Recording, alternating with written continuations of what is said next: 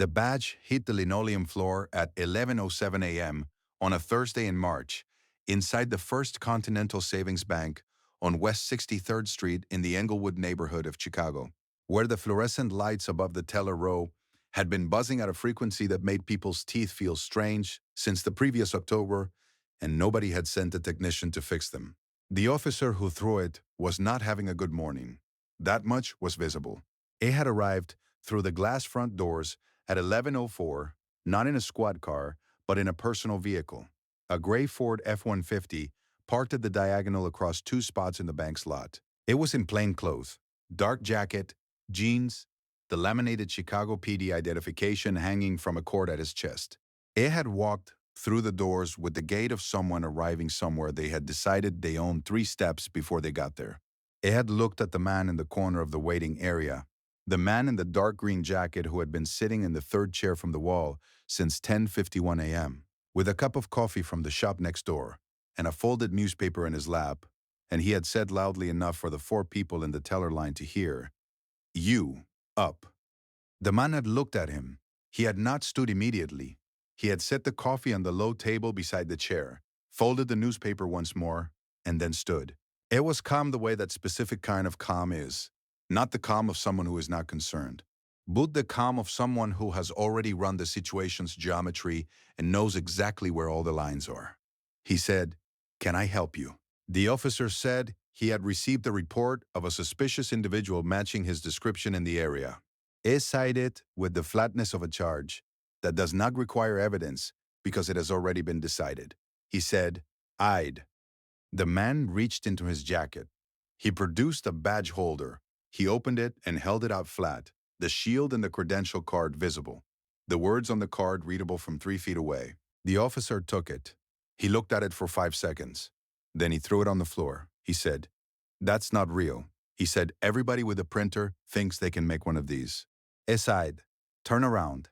At 11:07 a.m., 12 seconds after the badge hit the floor, the glass front doors of the First Continental Savings Bank on West 63rd Street opened again. And then they kept opening, because what came through them was not one person, and was not 2 people, and did not stop arriving for what felt, to everyone in the waiting area, like a very long time.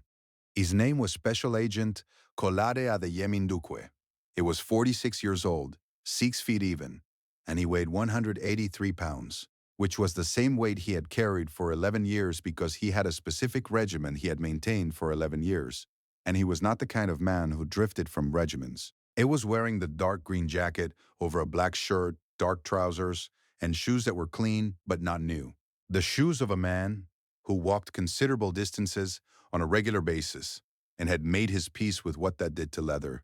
His hair was cut close. He had a scar above his right eyebrow, thin and pale, from an incident in a parking structure in Gary, Indiana. In 2019, that was still classified, and that he had explained to no one, except the agency physician who had closed the wound and the 3 people in his chain of command who needed to know. His eyes, when he was listening, had the quality of eyes that are recording rather than simply receiving, a stillness that people who worked with him described as the most useful thing about him, and that people who were being worked against him described as the most unnerving. It had been with the Federal Bureau of Investigation for 19 years. He had spent the last 4 of those years as the lead agent on Operation Hollow Ground, which was the internal designation for a financial fraud investigation targeting a network of fraudulent loan origination schemes operating out of 7 states, with Chicago as the hub. With First Continental Savings Bank on West 63rd Street as the location through which, according to 31 months of wire intercepts, surveillance, and documented transactions totaling over $47 million, the controlling transfers had been moving. Today was the day the operation concluded. He had been in the waiting area since 10:51 a.m. He was early because he was always early. He had a cup of coffee because the operation had a 2-hour window before it moved, and 2 hours required something warm. He had a folded newspaper because a man sitting in a bank waiting area with nothing in his hands is a man people remember. He had a folded newspaper and a cup of coffee, and 31 months of documented federal evidence, and 41 agents positioned across the building, the parking lot, the adjacent alley, and the 2 neighboring properties, waiting for one signal. The signal was not supposed to be a Chicago PD plainclothes officer throwing his badge on a linoleum floor, but that was the signal that arrived. He had not eaten breakfast. Not by habit. He ate breakfast every morning. Eggs and toast, and 1 cup of black coffee at 6:30 a.m.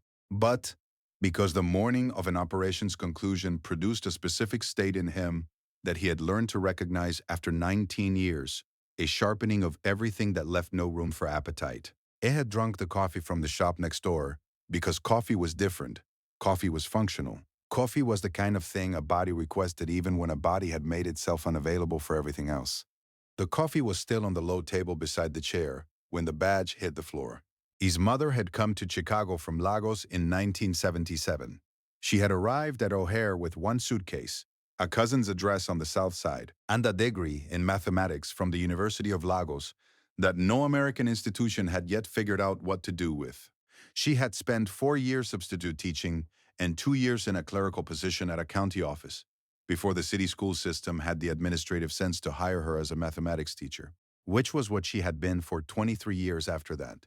She had taught at Robeson High School on West 63rd Street, 3 blocks from where her son was now sitting with a folded newspaper and the federal operation 31 months in the making.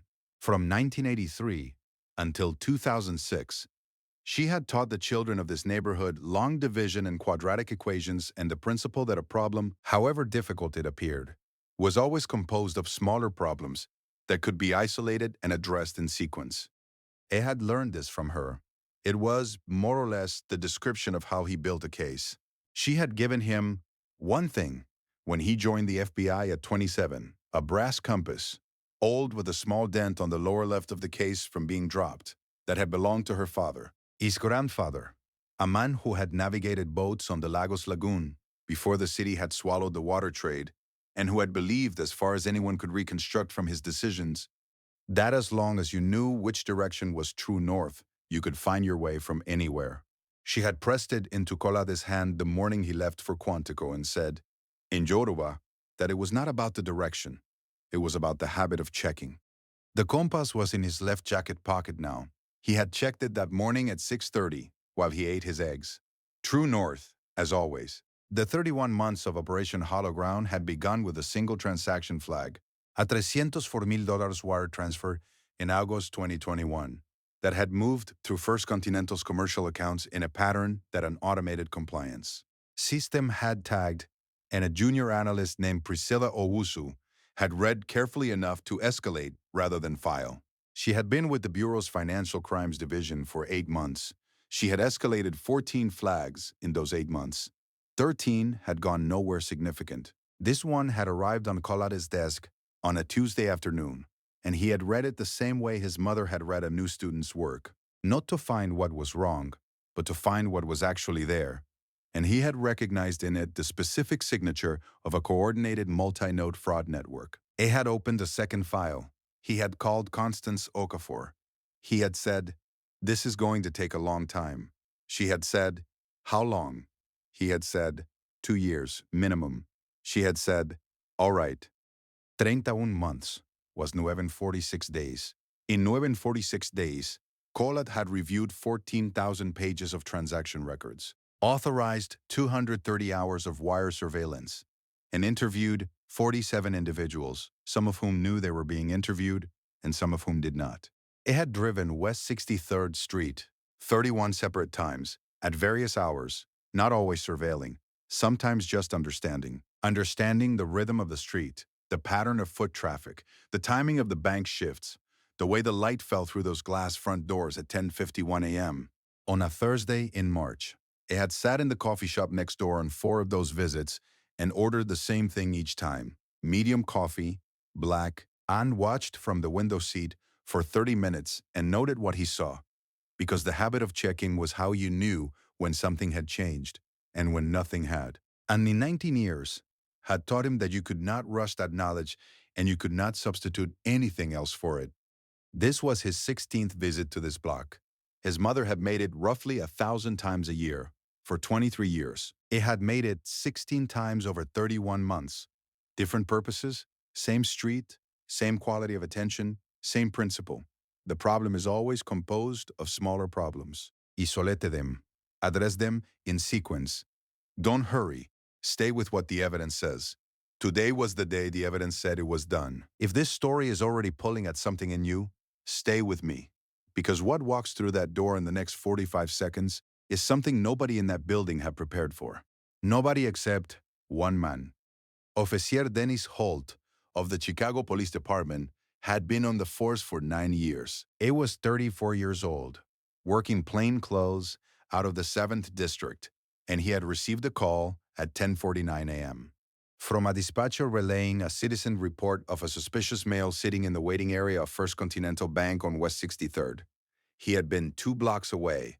He had driven over. He had walked in and looked at the man in the dark green jacket and made a decision in approximately 3 seconds that he had made before and would have said, if anyone had asked him in those 3 seconds, was the correct decision. Nobody had asked him. The badge holder had looked real. That was the thing Holt would turn over afterward, in the 37 minutes before he understood what he had been holding. It had looked completely real. It had the right color, the right weight, the right agency seal. He had thrown it because he had decided it was fake. And he had decided it was fake before he looked at it. And looking at it had not changed the decision he had already made, which was a fact about the sequence of his thinking that he would have a long time to sit with. In the 12 seconds between the badge hitting the floor and the front doors opening, the bank went through a specific kind of stillness that was not the ordinary stillness of a bank on a Thursday morning. The fluorescent lights buzzed at their strange frequency. The teller line had not moved. The woman at the second window had her hand on her keyboard, and she had not pressed a key since the officer walked in. At the far end of the counter, the branch manager's office door was half open, and the branch manager was visible through the gap, a woman in her 50s in a dark blazer standing at her desk with her phone in her hand. Having heard the exchange from 30 feet away, trying to understand the geometry of what she was looking at, and not yet having a frame for it. The clock on the wall above the teller row read 11:07. The second hand moved. Collade stood perfectly still with his hands at his sides and watched the front doors. They opened at 11:07 a.m. and 12 seconds. They came in groups, the way federal operations arrive, not in a rush, not dramatically, but in a sustained, organized wave that communicates through its own momentum that the time for other options has already passed.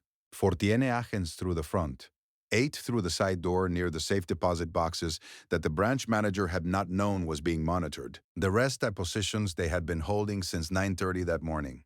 Every agent in Navy windbreakers with 3 letters across the back.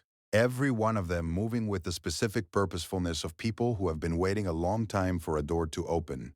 The branch manager came out of her office.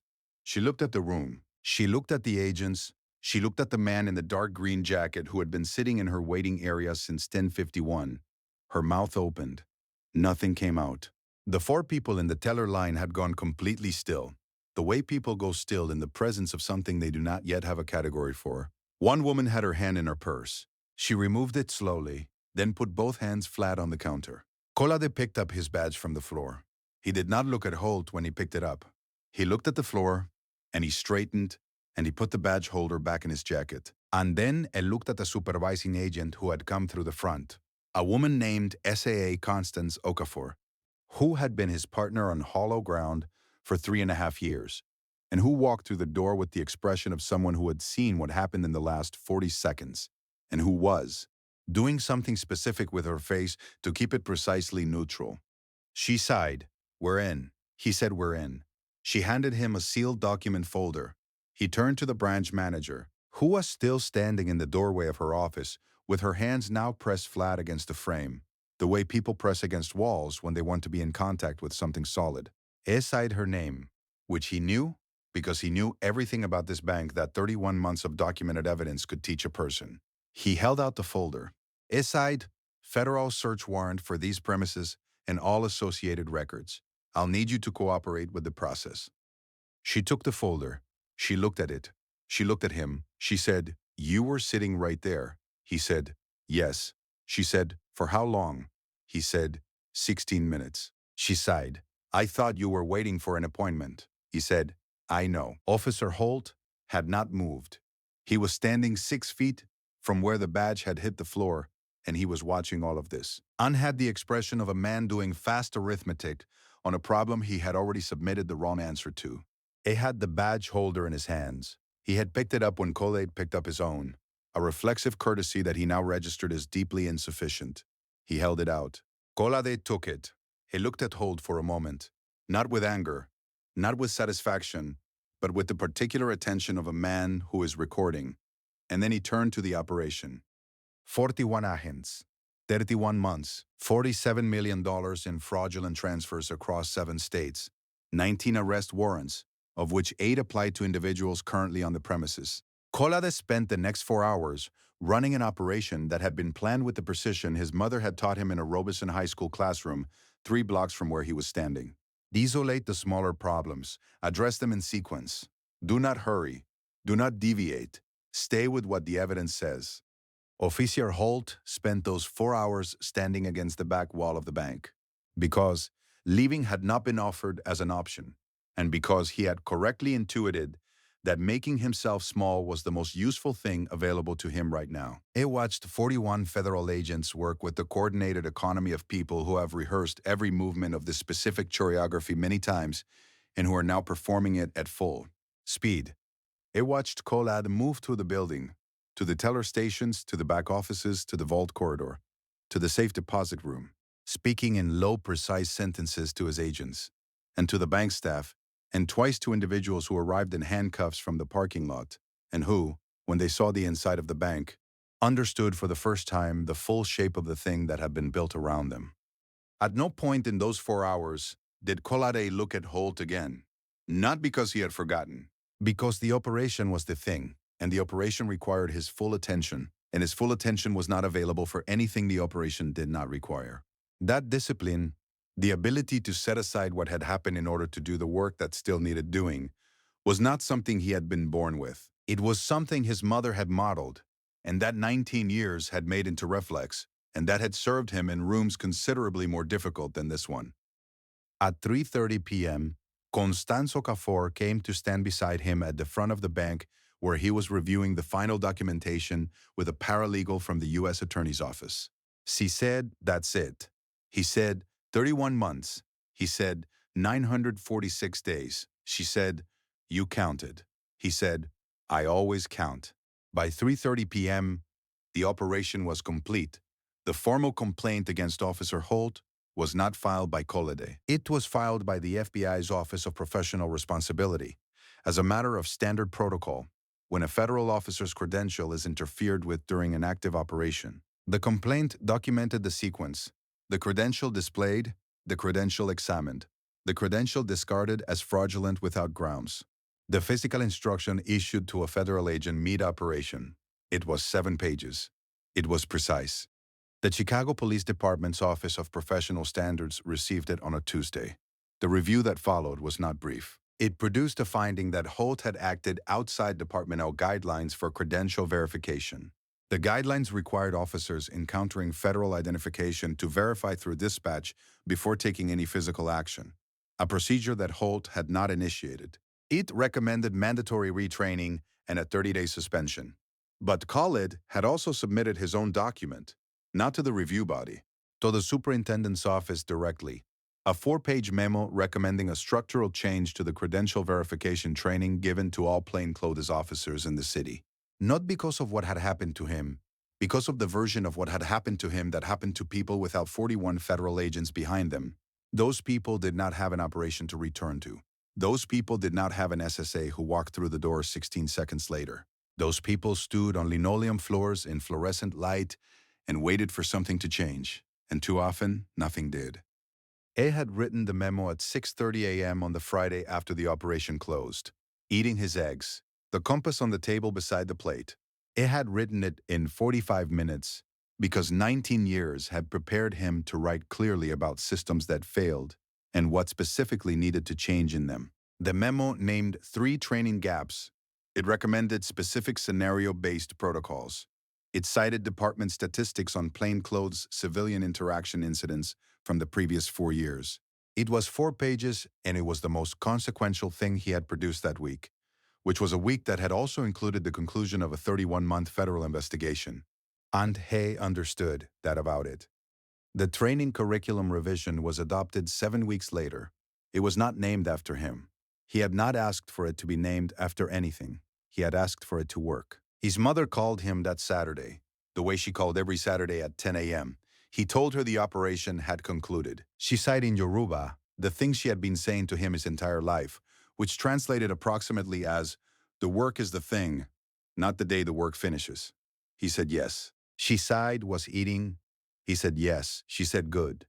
It did not tell her about the badge on the floor. She did not need the version of the story with the badge on the floor. She needed the version where the operation concluded and the training changed, and the next officer coming to a door on West 63rd Street knew the procedure for verifying a federal credencial before his hands made any decision his mind had not fully supervised yet.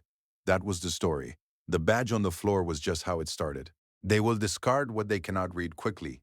They will make a decision in 3 seconds, and then find a way to make the evidence fit the decision rather than the other way around. They will throw on the floor what they should have held carefully, and they will tell themselves it was not real.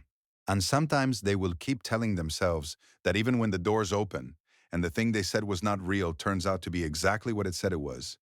And 41 people are already in the building. But here is what does not change with the badge on the floor. 19 years, 31 months. The compass checked at 6:30 that morning. A mother who taught mathematics 3 blocks away for 23 years and who passed her way of solving problems to a son who used it to build federal cases. You cannot throw that on the floor. It does not fit through the doors that assumptions come in. The ones who are dismissed first are often the ones who have been building something the longest. They know how to wait. They know how to sit in a third chair with a folded newspaper and a cup of coffee and 31 months of documented evidence and not break the surface of the room. They know when the batch comes back up off the floor that the work is not interrupted. The work was never interrupted. The work was always the thing. If you have ever had someone discard something of yours, your credential, your word, your knowledge, your name, as though it could not possibly be real, and then the room changed and they understood they were wrong, what did you do with that moment? Did you use it? Or did you let them have it? Leave your answer in the comments. I really want to read it. Subscribe for more stories about hidden strength, quiet power, and the people the world overlooks until they change everything. I'll see you in the next one.